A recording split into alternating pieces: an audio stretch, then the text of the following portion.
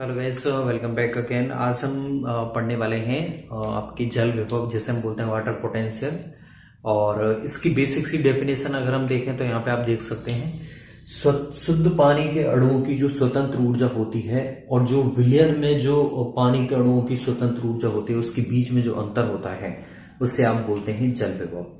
Basically जो DPD होती है, जिसे हम बोलते हैं विसरण दाब न्यूनता, उसे हम स्वतंत्र ऊर्जा अवधारणा के अनुसार हम जल विभव से भी क्या कर सकते हैं, नोटिफाई कर सकते हैं। जैसे अगर हम माने मेरे पास में ये एक शुद्ध पानी वाला विलयन है, शुद्ध पानी है मेरे पास में, ठीक है, जिसमें जल ही जल है, ठीक है। और एक अगर मैं इसमें विलय मिला देता हूं, क्या मिला देता हूं इसमें मैं थोड़ा सा अगर विलय मिला देता हूं, जैसे मान लीजिए विलय मिला दिया मैंने यहां पे। अब इसमें पानी की स्वतंत्र जो अणुओं की ऊर्जा है वो कम हो जाएगी ऑब्वियसली, ठीक है। तो यहां पे पानी के अणुओं की ऊर्जा ज्यादा है, जबकि यहां पे स्वतंत्र पानी के अणुओं की ऊर्जा कैसी है, कम है, ठीक है। तो इन दोनों के बीच में यहां पे जो स्वतंत्र पानी के अणुओं की ऊर्जा थी और यहां जो विलयन में जो स्वतंत्र पानी के अणुओं की ऊर्जा है, उनके बीच में जो अंतर है, इसे हम बोलते हैं वाटर पोटेंशियल। तो अगर आपसे पूछा जाए जल विभव कहां से किधर की तरफ गति करेगा, जैसे मान लीजिए हम दोनों पानी के पात्र ए और बी को पास में रख देते हैं, तो पानी के अणु किधर से किधर गति करेंगे। तो हमें पता है पानी कहाँ जाता है, अपनी उच्च सांद्रता से अधिक सांद्रता की ओर जाता है। तो किस में पानी के अणु ज्यादा मिलेंगे, जो स्वतंत्र, जो कैसा है, शुद्ध केवल क्या है, विलायक है, यानी कि जिसमें केवल पानी के अणु ही हैं। तो इसमें क्या होगा, पानी के अणुओं की सांद्रता ज्यादा होगी, पानी के अणु की सांद्रता ज्यादा होगी, जबकि इसमें सांद्रता कम है। तो जल विभव कहां से जाता है, जल विभव इस तरह से बोल सकते हो, इसमें कैसा है, उच्च जल विभव है, और यहां पे कैसा हो गया, निम्न जल विभव। तो जल के अणु कहां से कहां गति करेंगे, उच्च जल विभव से निम्न जल विभव की ओर गति करते हैं, ठीक है। तो आप बोल सकते हैं जल के अणुओं की गति कहां होती है। हमेशा आपको ध्यान रखना है, आप कभी भी अगर आपको डीपीडी के अकॉर्डिंग जल के अणुओं की गति दे दी जाए, दो पात्र दे दिए जाए, उसमें विसरण दाब न्यूनता दे दी जाती है कि पात्र ए में इतनी है और बी में इतनी है, तो हमेशा आपको किस तरह से निकालना है, आप जल के अणुओं को देखो कहां से कहां गति करेंगे, ठीक है। तो एक जो शुद्ध विलायक है, इसमें जल के अणु ज्यादा होंगे, जबकि ये विलयन है, इसमें विलय के अणु मिला दिए गए हैं, तो इसमें कैसे होंगे, आपके जल के अणु कम होंगे।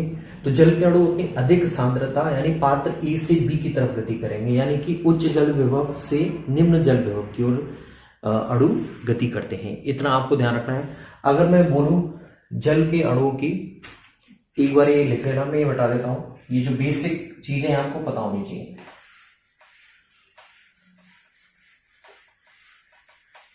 ठीक है। अब मैं अगर आपको जल विभव को विसरण किससे दिखाते हैं, हम साई के साइन से दिखाते हैं। साई डब्ल्यू यानी जल विभव, साई इसका चिन्ह है जल विभव का, जिसे हम शो करते हैं, और इसका मान कितना होता है, डीपीडी के विपरीत होता है, डीपीडी के बराबर होता है, लेकिन ऋणात्मक चिन्ह के साथ में। कैसा होता है, ऋणात्मक चिन्ह के साथ में। डीपीडी क्या है, डीपीडी को हम लिख सकते हैं, हमें पता है विसरण दाब न्यूनता क्या होती है, ओपी माइनस टीपी। ओपी यहाँ पे क्या है, परासरण दाब है, टीपी क्या है, यहाँ पे टर्गर प्रेशर, ठीक है। अब मैं यहाँ पे डीपीडी का मान लिख देता हूं, ओपी माइनस टीपी। अगर मैं इस कोष्टक को खोलता हूं तो किस तरह से आ जाएगा, माइनस ओपी प्लस टीपी, ठीक है। अगर मैं साई की भाषा में लिखूं, जल विभव की भाषा में डीपीडी को लिखूं तो किस तरह से लिखूंगा, मैं ओपी को लिख सकता हूं साई एस, सॉल्यूट पोटेंशियल, विलय विभव, इसे हम बोल सकते हैं साई एस को क्या बोल सकते हैं हम, सॉल्यूट पोटेंशियल। और इसका मान कैसा होता है, ये कैसा होता है, ये ऋणात्मक होता है, नेगेटिव में होता है। जबकि टारगेट प्रेशर, इसे हम बोल सकते हैं प्रेशर पोटेंशियल। तो पाई साई पी क्या है, प्रेशर पोटेंशियल।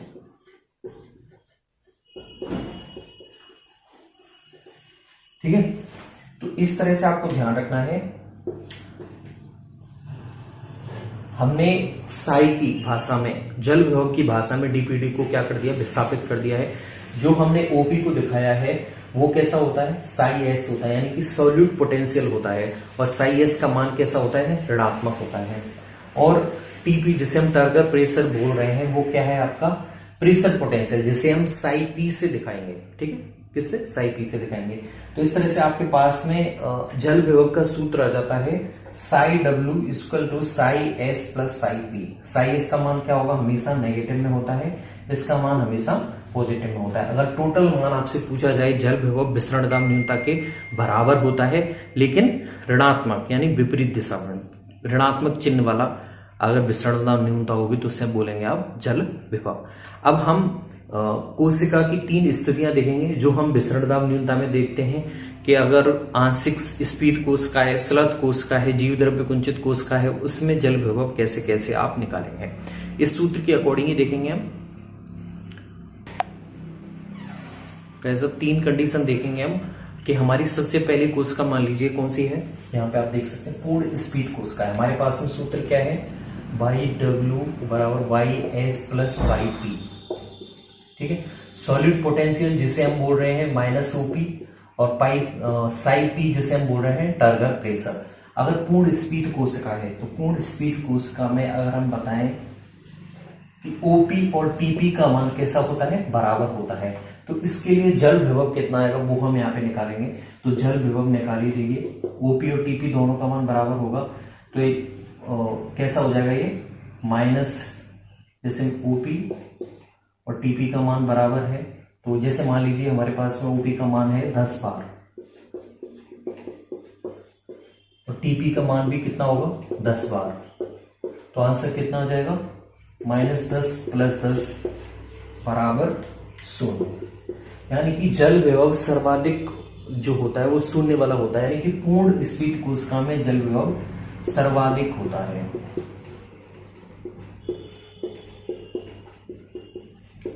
ठीक है, अगर हम दूसरी कंडीशन लेते हैं, एक स्लथ कोशिका जो कैसी है, संकुचित हो चुकी है और उसका टर्गर प्रेशर उस पर नहीं डल पाएगा, तो यहाँ पे टर्गर प्रेशर का मान कैसा होता है, 0 हो जाता है। टर्गर प्रेशर 0 है, यानी कि आपका साई पी 0 हो गया है, प्रेशर पोटेंशियल 0 हो गया है, तो इसके लिए जल विभव का मान कितना आएगा, माइनस ओपी।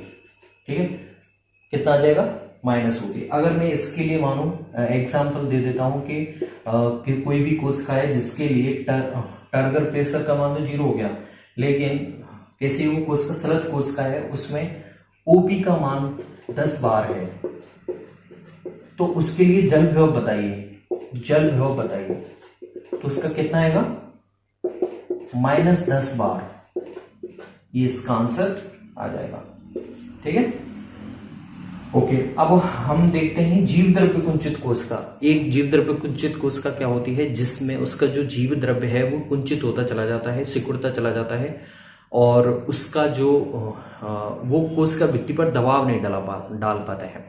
अगर डालेगा तो उसकी वजह से कोशिका कैसी रहती है, स्फीत रहती है। अगर नहीं डाल पाएगा तो उसकी वजह से क्या होता है, वहां पे टीपी का मान नेगेटिव हो जाता है, टर्गर प्रेशर का मान नेगेटिव हो जाता है। तो जीव द्रव्य कुंचित कोशिका में आपको ध्यान रखना है, टीपी का मान कैसा होता है, नेगेटिव होता है। ठीक है, जीव द्रव्य कुंचित कोशिका, इसे भी हम पढ़ेंगे। तो टीपी का मान नेगेटिव हो गया। अगर मैं इस कंडीशन में आपके लिए क्वेश्चन दूं कि एक ऐसी कोशिका जिसमें ओपी का मान कितना है, -10 बार है, और टीपी का मान कितना है, 10 बार है। ठीक है, तो इसके लिए जल विभव बताइए। अब टीपी का मान यहाँ पे नेगेटिव हो गया, तो इसके लिए किस तरह से निकालेंगे, ओपी का मान कितना है, -10 प्लस, अब ये भी माइनस में हो गया तो इसे भी माइनस करना पड़ेगा आपको, यानी कि कितना हो जाएगा, -20 बार। ठीक है, एक जीव द्रव्य कुंचित कोशिका में कैसा हो जाएगा, वो बहुत अधिक ऋणात्मक हो जाता है, यानी कि जल विभव बहुत कम हो जाता है।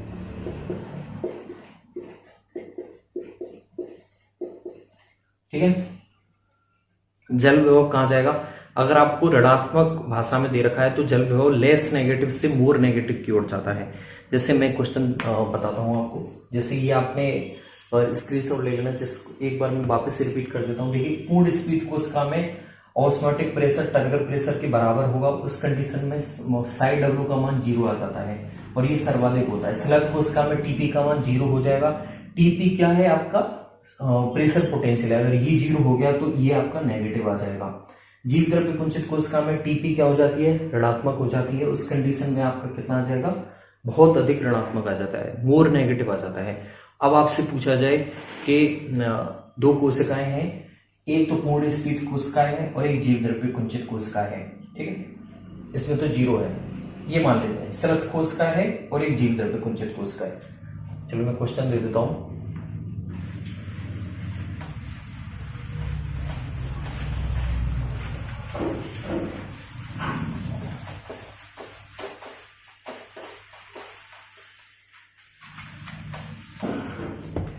मान लीजिए मेरे पास में 2 सेल हैं। अगर मैं बोलता हूं इसका बाईडब्ल्यू का मान कितना है, -10 बार है, और ये बी कोशिका है, इसका कितना है, -20 बार है। तो इनके जल विभव दे रखे हैं, तो इसमें पूछा है कि जल की गति कहां से कहां होगी, ए से बी की ओर या फिर बी से ए की ओर, ठीक है, वो हमें पता करना है। तो हमेशा ध्यान रखना कि जल के अणुओं में, जल विभव में हमेशा जल के अणुओं के हिसाब से आपको गति करानी है, ठीक है। तो यहां पे आप डायरेक्ट क्वेश्चन देख सकते हैं कि लेस नेगेटिव से मोर नेगेटिव की ओर लेके जाना है। लेस नेगेटिव कौन सा है, पात्र ए, यानी ए से बी की ओर गति होती है, ठीक है, ए से बी की ओर गति यहां पे आपको देखी जाएगी। तो ये था बेसिक्स जल विभव का। आपको ध्यान रखना है कि जो तो आपको ध्यान रखना है जल विभव जहां पे लेस नेगेटिव है उसका क्या होता है, मान हाई होता है, यानी कि वो उच्च जल विभव है। ये कैसा है, उच्च जल विभव है। लेस नेगेटिव वाला उच्च जल विभव होता है, जबकि मोर नेगेटिव वाला क्या होता है, निम्न जल विभव। और पानी हमेशा कहां से कहां गति करता है, उच्च से निम्न की ओर, ठीक है, उच्च से निम्न की ओर। इसीलिए जल के अणुओं की गति कहां से होगी, ए से बी की ओर देखी जाएगी। ये बेसिक सा मैंने बताया है जल विभव का, किस तरह से जल के अणुओं की गति होती है। और हमने देखा स्वतंत्र ऊर्जा अवधारणा के अकॉर्डिंग हमने डीपीडी को किस तरह से विस्थापित किया, हमने साई के पदों में, ठीक है। आपको ध्यान रखना है हमेशा कि साई जो डब्ल्यू होता है वो -dpd के बराबर होता है, और डीपीडी क्या होता है, ओपी - टीपी के बराबर होता है।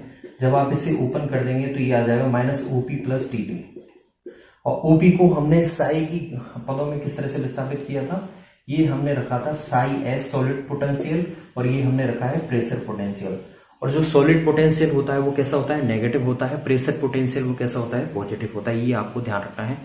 और हमेशा ध्यान रखना है जैसे जैसे आप विलय मिलाते जाएंगे उसकी जल विभव कैसा होता जाएगा, कम होता जाएगा, इतना ध्यान रखना है आपको, ठीक है।